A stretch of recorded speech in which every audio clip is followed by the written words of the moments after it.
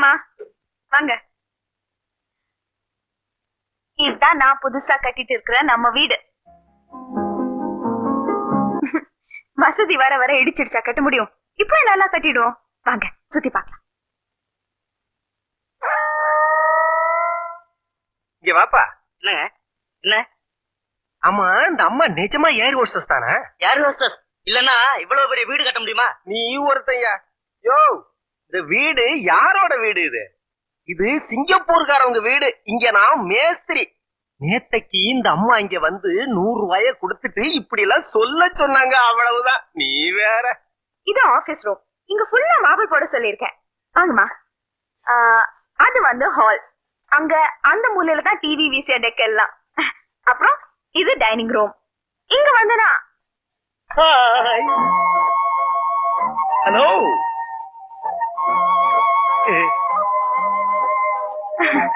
Hi. இருந்தாலும் ஏர் hostess அம்மா, இதெல்லாம் ஏன் என்கிட்ட மறைச்சிங்க? இப்படி ஒரு ஸ்வீட் அம்மா இருக்காங்க, அவங்களுக்காக ஒரு பெரிய வீடு கட்டுறீங்க, இதெல்லாம் ஏன் என்கிட்ட சொல்லல? சொல்லிருக்கலாம்ல. அது வந்து நான் உள்ள வரேன் அம்மா, அந்த வரேன். ஏமா யாருமா அந்த தம்பி? அவர் வந்து அம்மா நான் சொல்றேன். என் பேரு சிவராமகிருஷ்ணன். இந்த ஊர்ல கால்கட்டா கெமிக்கல்ஸ் ஒரு கம்பெனி இருக்கு, அதுல நான் தான் ஜெனரல் மேனேஜர். இல்ல அப்படியா? கரெக்ட். ஆமா, உங்களுக்குள்ள எப்படி பழக்கம்? பழக்கம் இப்படி வாங்க, நான் சொல்றேன். அம்மா அந்த வேலையை வாங்கி கொடுத்ததே உங்க மகதான். அது மட்டும் இல்லாம இருந்தது, கடன் தொலையால் எப்போ தற்கொலை பண்ணிருப்பேன். அம்மா இந்த வேலைக்காக நான் இன்டர்வியூக்கு முதல்ல போறப்போதான் இவங்கள பிள்ளைல சந்திச்சேன். அம்மா நான் குள்ள போடல, உண்மையிலேயே சொல்றேன். இவங்கள மாதிரி ஒரு நல்ல ஏர் ஹோஸ்டஸ் நான் பார்த்ததே இல்லை. அப்பவே நினைச்சேன் இவங்கள பெத்தவங்க ஒரு புண்ணியவதியா தான் இருப்பாங்கன்னு. அம்மா உங்களை சந்திச்சதுல எனக்கு ரொம்ப சந்தோஷம். என்ன ஆசீர்வாதம் பண்ணுங்க. கடவுள் புண்ணியத்துல நீ நல்லா இருக்கணும்பா. தேங்க்ஸ். ஆமா, தம்பி எங்க தங்கி இருக்கு? அதுவும் உங்க பொண்ணோட புண்ணியத்துலதான். அவங்களே கேளுங்களேன் நான் எங்க தங்கி இருக்கேன்னு. ஏமா தம்பி எங்கம்மா தங்கி இருக்கு? அது வந்துமா அங்கதான். அங்க இருந்து நேர போய் அப்படி எல்லாம் ஒரே இடத்துலன்னு வச்சுங்களேன். ஒரே இடத்துலயா? அதான் இந்த சக்தி. அதான் ஏர்லைன்ஸ்மா, பிளேன்ல தான் தங்குறாரு. அதான் ஒரே இடத்துலன்னு சொல்றாரு. அவர் பிளேன்ல இருந்து இறங்க டைமே கிடைக்காதுமா, அவ்வளவு பிஸியானவர். அப்படியா? எல்லாம் கடவுளோட அனுகிரகமா. உங்க பொண்ணோட மனசு இருக்க ரொம்ப பெரிய மனசு. எனக்கு என்னன்னா உதவி பண்ணிருக்காங்க தெரியுமா? உப்பு இல்லாத சாப்பாடெல்லாம் போட்டிருக்காங்க. உப்பு இல்லாத சாப்பாடா? அதுமா டயபெட்டிஸ், அவருக்கு சக்கரை வியாதி. ஐயோ பாவம், இந்த வயசுலயா? அதெல்லாம் பரவாயில்லம்மா. ஆமா மாஷா, இந்த வீட்டுக்கு எவ்வளவு செலவாயிருக்கும்? ஒரு 2-3 லட்சம் ரூபாய் செலவாயிருக்குமா? அது வந்து நான் இன்னும் கணக்கே பாக்கல. எங்க அம்மாக்காக கட்டிட்டு இருக்கேன்ல. சரி நீங்க எங்க இருங்க, நாங்க வரோம். தம்பி நீங்களே சொல்லுங்க, இவ்வளவு பெரிய வீடு எங்களுக்கு தேவையா? கிராமத்துல இவ பிறந்த வீடு இருக்கு, அது கைவிட்டு போச்சு. அத திருப்பி வாங்கடின்னு சொன்னா அத கேட்காம இந்த வீட்டுக்கு இவ்வளவு செலவு பண்ணிட்டு இருக்கா. அதுக்கு என்ன இப்போ அதையும் வாங்கிட்டா போச்சு. மாஷா, அன்னைக்கு கோயிலுக்கு போகும்போது அம்மாவுக்காக 500 ரூபாய் காணிக்க போடுறேன்னு சொன்னியே. நான் இப்ப கோயிலுக்கு போயிட்டு இருக்கேன். 500 ரூபாய் கொடுத்தீங்கன்னா உண்டியல போட்டுருவேன். என்ன 500 ரூபாய்? அதான் அந்த கீதா வெள்ள பேப்பர் நம்பின்னு. அதுவா? பாத்தியா தம்பி எவ்வளவு ஞாபகம் வச்சிட்டு இருக்கு. குடுமா, சாமி காரியமாச்சே. இந்தாங்க போயிட்டு வாங்க, அப்ப பாப்போம். அம்மா நான் போயிட்டு வரட்டுமா? உங்களை அடிக்கடி பாக்குறேன், பேச வேண்டியது நிறைய இருக்கு. மாஷா கிட்ட கொஞ்சம் பேசிட்டு போமா. தம்பி கூப்பிட்டு போய் பேசி.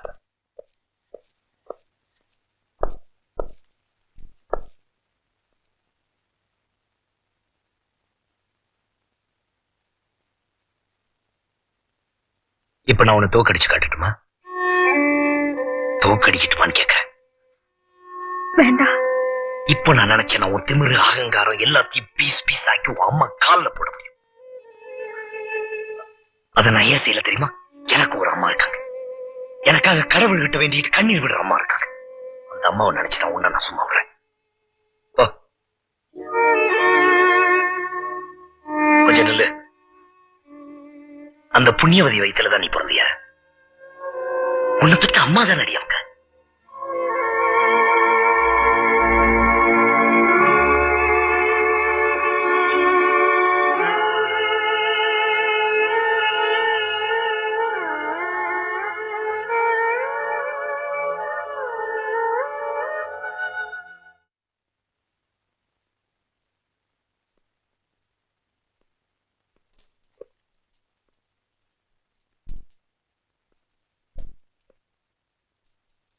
அப்பா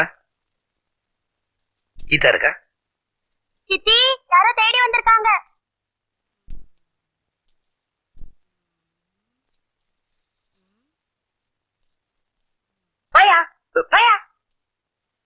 ஐயோ வாங்க வாங்க. ஆ, இவ்வளவு சீக்கிரம் நீங்க வருவீங்கன்னு நான் எதிர்பார்க்கவே இல்லை. வாங்க. போயா போயா போயா.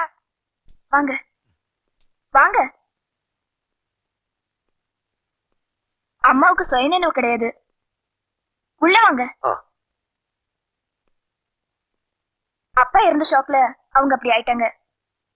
நிறைய ட்ரீட்மெண்ட் எல்லாம் பண்ணி பார்த்தோம். அப்புறம் அப்படியே இருந்துட்டோன்னு எல்லாரும் விட்டுட்டோம். எல்லாரும்னா நானும் தான். ஏன் நிக்கிறீங்க? உட்காருங்க. உட்கார்றேன். ரொம்ப ஆச்சரியமா இருக்குல்ல? ஆமா, இப்படி எல்லாம் இருக்கும்னு நான் நினைக்கல. இன்னும் எனக்கு சந்தேகமா தான் இருக்கு. நேத்து வரைக்கும் பார்த்த கீதாவா இல்ல இன்னைக்கு பாக்குற இந்த கீதாவா? எது நிஜம்னு எனக்கு புரியல. இதுதான் நிஜம். நீங்க வெளியே வரும்போது பாத்தீங்களே ஒரு பைத்தியம், அது எங்க அம்மா. உள்ள சீக்கா கிடக்குறா எங்க அக்கா. புருஷன் விட்டுட்டு போயிட்டான். அங்க விளையாடிட்டு இருக்காங்களே அது அவ பசங்க. அப்பா இறந்து போனதுக்கு அப்புறம் இவங்களை எல்லாம் சுமக்க வேண்டிய பொறுப்பு எனக்கு வந்துருச்சு. எல்லா பாரத்தையும் சுமக்க நான் தயாரா இருக்கேன். ஆனா என்னால சுமக்க முடியாத வேதனை ஒண்ணு இருக்கு.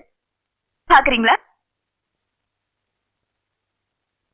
பாலு பாலு.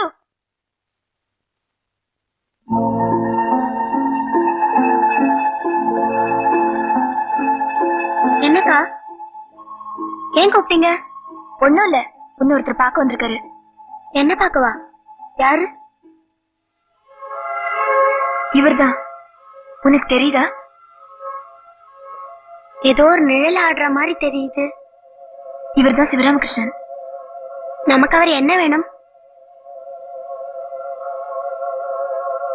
அண்ணன் தான். அப்பா கூட வேலை பார்த்தவரோட மகன். நீ உள்ள போப்பா. அண்ணே ஆ? நான் வரேன். சரிப்பா. இந்த வருஷம் ஸ்கூல் ஃபைனல்ல டிஸ்டிங்ஷன்ல வந்தான் பாலு. அவனுக்கு இன்னும் படிக்கணும்னு தான் ஆசை. ஒரு மாசத்துக்கு முன்னாடி திடீர்னு ஒரு நாள் அவன் பார்வை மங்கலாயிடுச்சுன்னு சொன்னான். இப்ப ஒரு வாரமா சுத்தமா பார்வையில்லாம ஆயிடுச்சு. இப்படி வர்றதுக்கு என்ன காரணம்? விதி. வேற என்ன சொல்ல முடியும்? எனக்கு துணையா ஆம்பளை இருக்கானேன்னு ரொம்ப தைரியமா இருந்தேன். இவனை படிக்க வச்சு பெரிய ஆளாக்கி அப்படியாவது என் குடும்பத்தை முன்னுக்கு கொண்டு வரலான்னு இருந்தேன். எப்படியாவது கஷ்டப்பட்டு நான் பாலுவை படிக்க வச்சிருப்பேன்.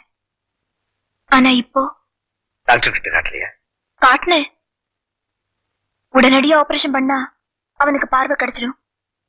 லேட்டானா என் தம்பி காலம் பூராவும் இருட்டுல இருக்க வேண்டியதுதான். ஏன் அந்த ஆபரேஷன் சீக்கிரம் பண்ண முடியாது? பண்ணணும். ஆனா அந்த செலவு நினைச்சா எனக்கு பயமா இருக்கு. என் தம்பியோட பார்வைக்கு விலை எவ்வளவு தெரியுமா? எவ்வளவு? 50,000 ரூபாய். தர்றீங்களா? நிஜமாவே உங்களுக்கு கிடைக்க வேண்டிய வேலையை நான் ஏமாத்தி வாங்கினதே இந்த பணத்துக்காகத்தான்.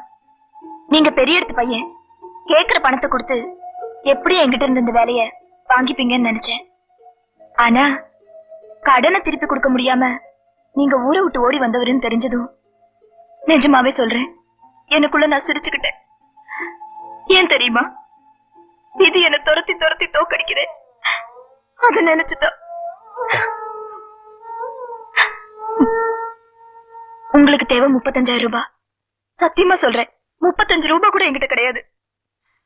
இதெல்லாம் ஆபீஸ்ல வச்சு எப்படி சொல்றதுன்னு தெரியாமதான் உங்களை நான் வீட்டுக்கு வர சொன்னேன். சொல்லுங்க, இப்ப சொல்லுங்க, நான் என்ன பண்ணணும்?